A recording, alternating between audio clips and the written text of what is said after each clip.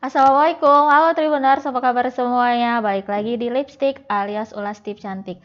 Nah Tribuners, Lipstick hari ini kita akan membahas mengenai laser CO2 yang bisa menghilangkan flek, tai lalat, dan masih banyak yang lainnya ya. Nah untuk membahas mengenai laser CO2 ini kita sudah bersama lagi dengan Dr. Mary. Halo dok. Hai, selamat siang Tribuner, selamat siang Mbak Dini. Siang dokter.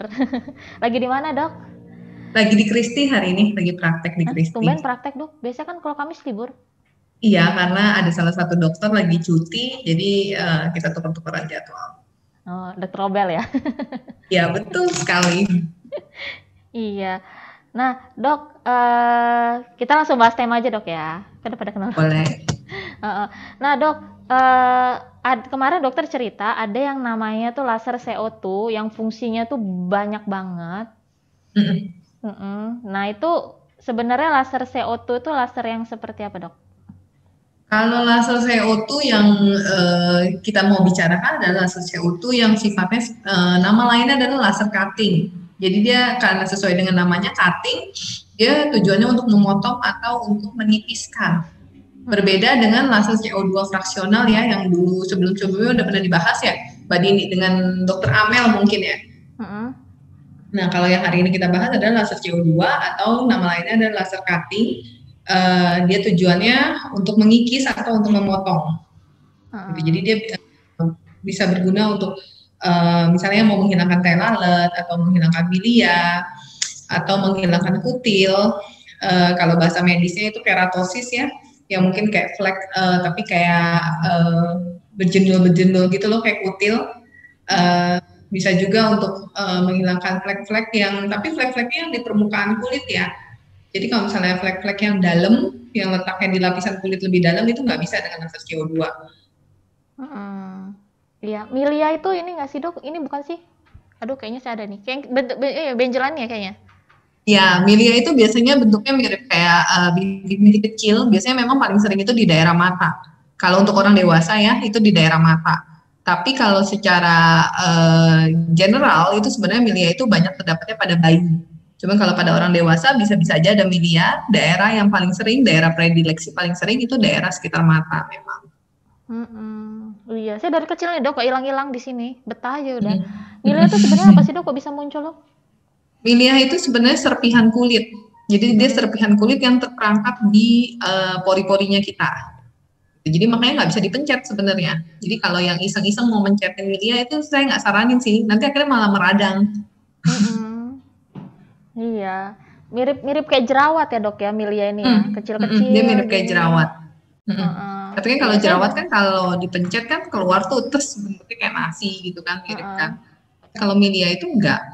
Jadi makanya Oh. media itu nggak bisa dipencet sebenarnya. Mhm. Iya, nanti kita bahas mengenai Milia tuh, Dok. Soalnya Milia saya tuh dulu awalnya tuh cuma 2, sekarang kan nambah banyak gitu. Mhm. Nah, Dok, cara kerja dari si laser CO2 ini gimana, Dok? Kalau misalnya pasien datang, dia misalnya dengan keluhannya dia mau ngilangin tai lalat gitu kan. Biasanya nanti kita periksa dulu tuh karena memang nggak semua jenis tai lalat pun bisa tiba-tiba mau dipotong gitu, mau dibersihin gitu nggak bisa.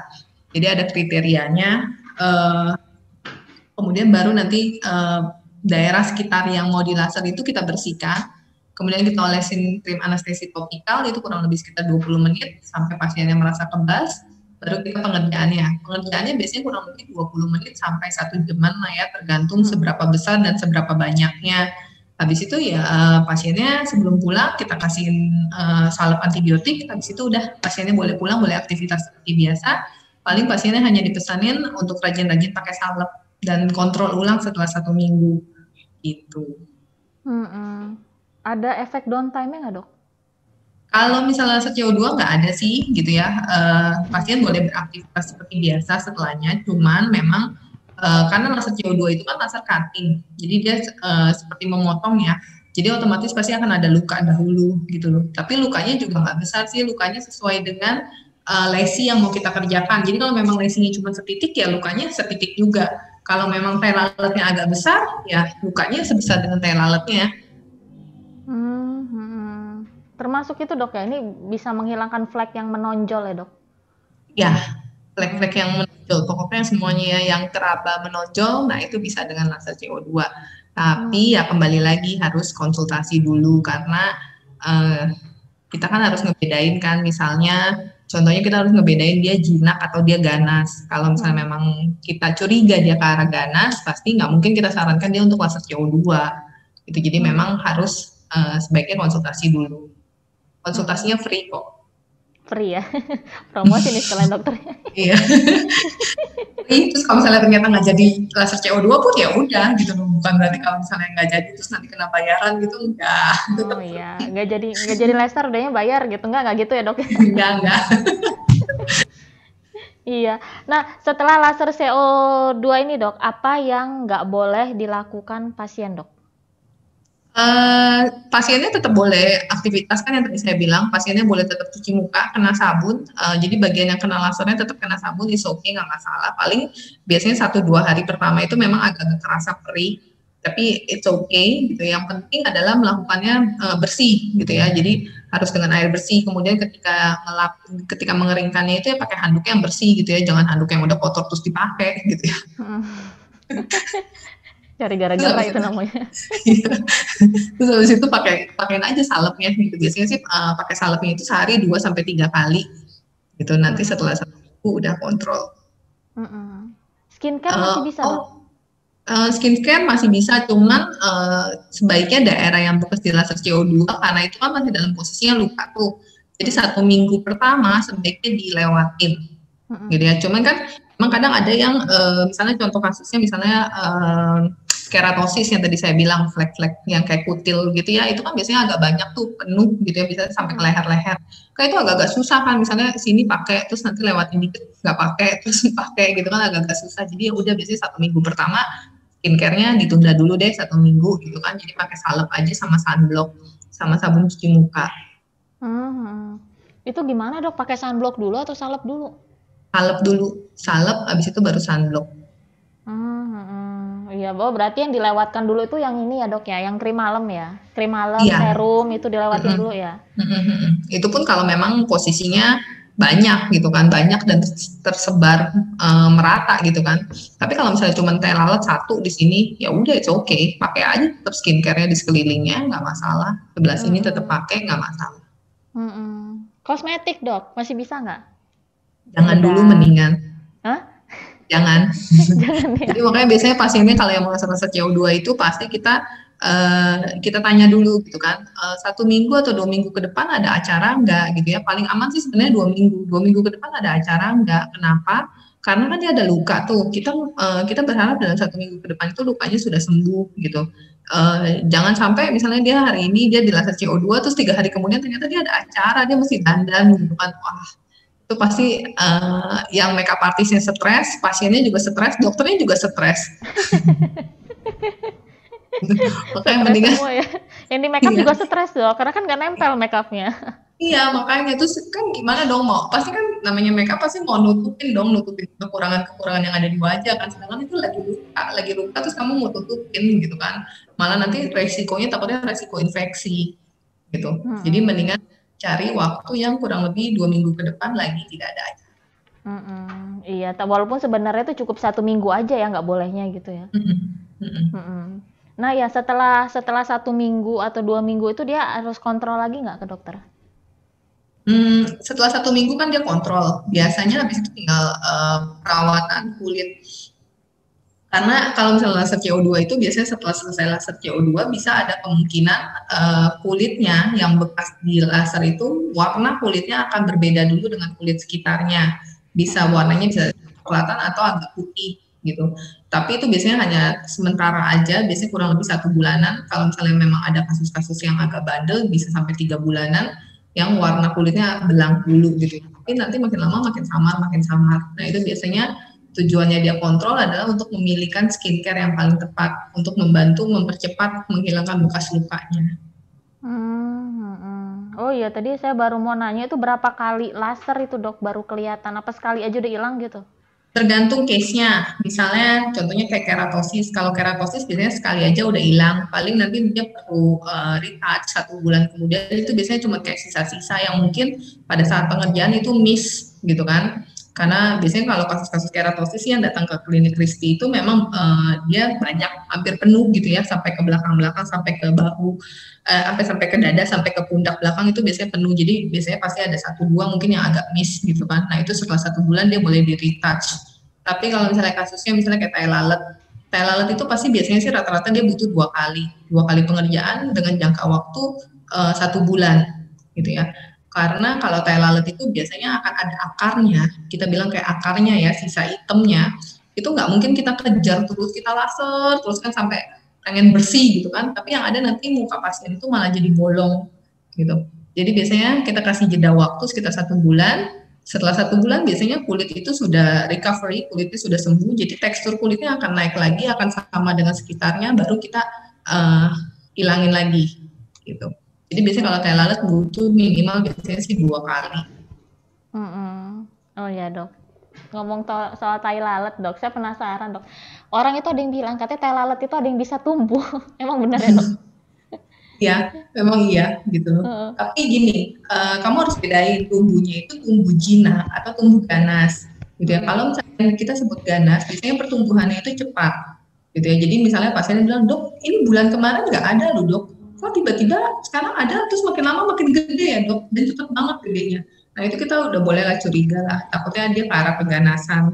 Atau misalnya dia juga merubah tekstur sekitarnya gitu, jadi kulit di sekitar kayak ketarik, kayak keriput atau gimana gitu kan, itu juga salah satu contoh keganasan gitu ya. Tapi kalau misalnya waktu saya masih kecil sih dok, kayaknya ini kecil banget dok, cuman kok sekarang misalnya pasiennya udah umurnya 30 gitu kan, tapi kok sekarang jadi kayak kelihatannya tambah besar ya dok, makin lama makin besar ya, itu wajar gitu ya. Dengan rentang waktu 30 tahun tambah besar itu wajar, memang bisa aja ada tai lalat yang seperti itu. Iya, yang bisa laser CO2 itu hanya yang tumbuh jinak atau yang ganas juga bisa? Yang jinak. Kalau yang ganas enggak, karena untuk yang ganas itu ada prosedurnya, ada pemeriksaannya untuk menentukan sampai batas aman gitu ya. Jadi yang dihilangkan itu nggak cuma si tai lalatnya, tapi biasanya jaringan di sekitarnya pun akan diangkat gitu. Dan itu pun harus dengan pemeriksaan lab untuk menentukan batas amannya, gitu, batas sel yang dianggap aman, yang tidak mengandung sel-sel kanker. Kita ngomongin di sini ganas berarti udah parahnya kanker ya, gitu ya. Nah itu harus dengan pemeriksaan laboratorium. Gitu. Jadi memang nggak bisa kalau dengan laser. Iya, jadi bisa cuman yang jinak aja dok ya. Nah, treatment apa dok yang nggak bisa dibarengin sama laser CO2 dok? Treatment yang sifatnya iritatif juga. Jadi misalnya pas mau peeling, dia mau peeling mau sekalian laser CO2 itu enggak, itu jangan deh, gitu kan, karena peeling sendiri udah perih, terus laser CO2 kan sifatnya cutting kan, jadi otomatis perih, jadi perih tambah perih, wah pasiennya kesakitan gitu kan, nggak nyaman banget. Gitu. Jadi treatment yang sifatnya iritatif itu nggak bisa dibarengin sama si laser CO2. Pilih salah satu mau yang mana duluan, tunggu sampai kulitnya sembuh dulu, biasanya dikasih jeda minimal 2 minggu, habis itu baru boleh. Iya. Emang kalau dibarengin apa dok efeknya? Ya itu tadi saya bilang, pasti makin perih, jadi pasiennya pasti lebih nggak nyaman. Yang kedua makin merah, gitu kan. Jadi bukannya cantik malah hancur ya dok? Betul, memang sih beauty is pain gitu kan, tapi kan bukannya berarti painnya yang seperti itu gitu kan. Kalau memang painnya bisa dipilah-pilah ya kenapa enggak gitu kan. Iya, makanya itu tagline di mana-mana itu dok, beauty is pain gitu kan. Bener, beauty is pain. Nah laser ini aman untuk siapa aja dok? Kalau ibu hamil menyusui gitu bisa nggak? Kalau ibu hamil saya nggak sarankan, karena tadi saya bilang kan takutnya dia ada sensasi perih. Nanti misalnya dia terlalu perih terus dia nahanin sakit. Memang sih walaupun pasiennya pasti biasanya udah dikasih anestesi topikal. Kalau misalnya dengan anestesi topikal pasiennya masih merasakan kesakitan, biasanya kita tambahkan dengan anestesi injeksi di intralesinya. Jadi di sekitar yang mau kita kerjakan itu kita tambahkan anestesi suntikan, gitu kan. Tapi kan kalau misalnya ibu hamil itu kan dia ada pengaruh hormonal, pengaruh stres gitu kan, takutnya nanti ketika dia kesakitan nanti malah akhirnya kontraksi rahim, malah akhirnya jadi stres semuanya kan. Jadi sebaiknya ditunda aja deh, habis melahirkan paling nunda kehamilan kan 9 bulan ya, nunda 10 bulan it's okay lah gitu loh. Tapi kalau ibu menyusui boleh. Ibu menyusui boleh ya dok ya. Iya, oh berarti benar dok ya kata orang itu kalau hamil itu mendingan nggak usah perawatan apa dulu gitu. Sebenarnya boleh sih, ada beberapa jenis perawatan yang diperbolehkan kok untuk ibu hamil. Contohnya misalnya facial yang standar gitu ya, facial reju, facial yang sekedar untuk memasukkan serum ke dalam kulit gitu kan, membersihkan komedo, itu boleh-boleh aja kok untuk ibu hamil. Tapi ya lagi-lagi ya kembali ya harus konsultasi gitu ya. Makanya untuk pasien-pasien yang kadang gemes, pengennya buru-buru nggak sempat untuk konsultasi, itu bisa dengan konsultasi online dulu gitu kan, bisa WhatsAppin dokternya, nanya dulu, ngobrol dulu gitu kan, karena ya dokternya perlu melihat juga gitu kehamilannya beresiko atau enggak gitu. Kalau misalnya kehamilannya aman-aman aja boleh kok untuk facial standar mah boleh aja. Iya. Nah, kalau ada penyakit nggak dok? Penyakit apa yang nggak boleh itu ada nggak dok? Sebenarnya sih selama ini sih oke-oke aja ya. Cuman memang biasanya saya suka nanya ke pasien untuk terutama yang untuk orang-orang tua adalah penyakitnya adalah kencing manis gitu kan. Karena biasanya penyakit kencing manis itu terutama yang kencing manis tidak terkontrol ya. Itu biasanya dia akan menghambat proses penyembuhan luka gitu loh. Jadi biasanya saya nanya riwayat sakitnya gimana, ada sakit kencing manis atau tidak, kemudian terkontrol atau enggak, minum obat atau enggak gitu kan. Terakhir periksa berapa kadar gulanya gitu. Kalau misalnya memang nggak terkontrol, saya saranin sih sebaiknya dia periksa dulu gitu ya. Karena ya itu tadi, dia akan mempengaruhi proses penyembuhan luka. Takutnya kan kita mengharapkan seminggu lukanya sembuh gitu. Ternyata seminggu lebih dia nggak sembuh gitu kan. Akhirnya malah jadi pasiennya pasti jadi malah jadi khawatir kan. Kok kata dokter sembuh seminggu, kok ini seminggu lebih nggak sembuh. Ternyata oh dia ada kencing manis yang tidak terkontrol gitu kan. Nah itulah makanya pentingnya konsultasi dulu itu dok ya. Betul. Dan kembali lagi konsultasinya free. Iya, promosi lah dok ya nggak apa-apa. Iya. Nah, tarifnya berapa dok? Sekalian nih. Biasanya sih harganya bervariasi ya. Itu kisarannya dari 200.000 sampai 1 juta. Tergantung kamu berapa banyak dan berapa besarnya. Contohnya misalnya kayak cuma lalat satu kecil itu biasanya kisarannya cuma 200.000 sih. Tapi kalau misalnya yang penuh satu muka kayak keratosis satu muka gitu kan, atau milia misalnya banyak banget gitu milianya, pasti harganya akan lebih mahal. Tapi itu biasanya udah free retouch 1 kali. Jadi kamu bayar sekali hari ini, nanti retouchnya 1 bulan ke depan itu free.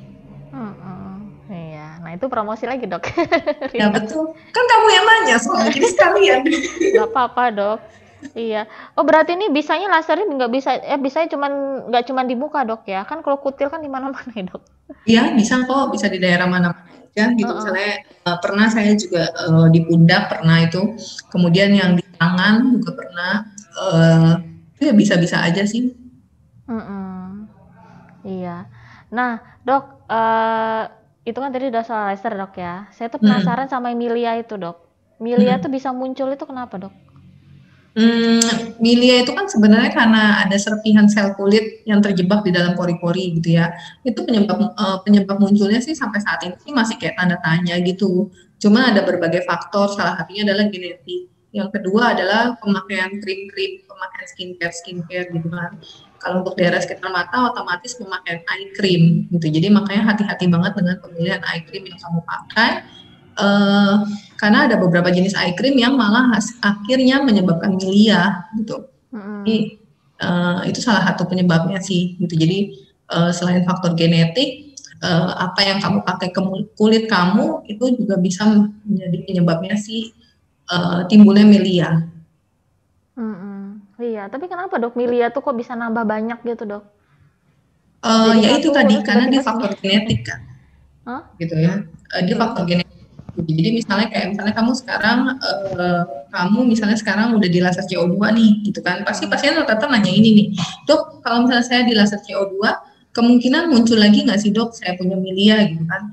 Bisa jadi dia muncul lagi ya, bisa jadi di tempat yang sama, bisa jadi juga di tempat yang berbeda gitu, karena memang dia ada faktor yang tadi saya bilang ada faktor genetiknya gitu. Jadi ya nggak mungkin kita menjanjikan ke pasien, oh tenang aja nggak akan muncul lagi seumur hidup, oh nggak seperti itu gitu kan. Jadi memang ada kemungkinan muncul gitu. Cuman mungkin oh ya selain faktor genetik, faktor sinar matahari juga katanya sih mempengaruhi gitu. Jadi memang biasanya ya ujung-ujungnya kita saranin pasti pasiennya pakai sunblock. Kemudian ketika pemakaian skincare itu hati-hati, jangan coba-coba gitu, jangan iseng-iseng. Oh ya, jadi udah laser bukan berarti milianya nggak ini ya, nggak nongol lagi ya? Jadi dia Masih nongol bisa. lagi gitu ya. Cuman selang waktunya berapa lama, nah itu dia kembali lagi ke apa yang ada di dalam tubuh kamu gitu ya, genetiknya kamu gitu kan. Bisa jadi setahun kemudian baru muncul, bisa jadi setelah bertahun-tahun kemudian baru muncul. Iya.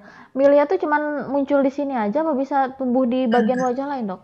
Bisa di bagian wajah yang lain, cuma memang daerah yang paling sering adalah daerah sekitar mata, daerah sekitar hidung, kemudian pipi bagian sini. Gitu ya, itu yang paling sering sih memang gitu.